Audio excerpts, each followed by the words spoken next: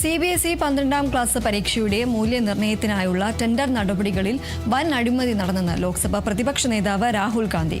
On screen മാർക്കിങ്ങിന് professional ഉപകരണങ്ങൾക്ക് പകരം മൊബൈൽ ഫോണുകൾ ഉപയോഗിച്ച് ഉത്തരക്കടലാസുകൾ സ്കാൻ ചെയ്തെന്ന പുതിയ ആരോപണം ചൂണ്ടിക്കാട്ടിയാണ് കേന്ദ്ര സർക്കാരിനും CBSEക്കുമെതിരെ രാഹുൽ ഗാന്ധി വിമർശനം ഉന്നയിച്ചത്. ഡിജിറ്റൽ മൂല്യനിർണ്ണയത്തിലെ വീഴ്ചകൾക്കെതിരെ പരസ്യമായി പ്രതികരിച്ച് വിദ്യാർത്ഥികളുമായി കൂടിക്കാഴ്ച നടത്തിയ ശേഷമാണ് രാഹുൽ ഗാന്ധിയുടെ പ്രതികരണം.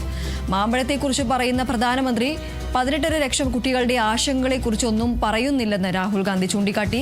മൻ കി ബാത്തിൽ പ്രധാനമന്ത്രി മാമ്പഴത്തെക്കുറിച്ച് പരാമർശിച്ചത് ചൂണ്ടിക്കാട്ടിയാണ് വിമർശനം. ഒരു പ്രത്യേക കമ്പനിയെ സഹായിക്കാൻ വേണ്ടി മാത്രമാണ് ബോർഡ് ടെൻഡർ നടപടികളിൽ മാറ്റം വരുത്തിയതെന്നും ഇതോടെ ഈ അഴിമതിയിൽ CBSEയും പങ്കാളിയായി മാറിയെന്നും രാഹുൽ ഗാന്ധി ആരോപിച്ചു. വിദ്യാഭ്യാസ മന്ത്രി ധർമ്മേന്ദ്ര പ്രധാൻ രാജിവെക്കണമെന്നും രാഹുൽ ഗാന്ധി ആവശ്യപ്പെട്ടു.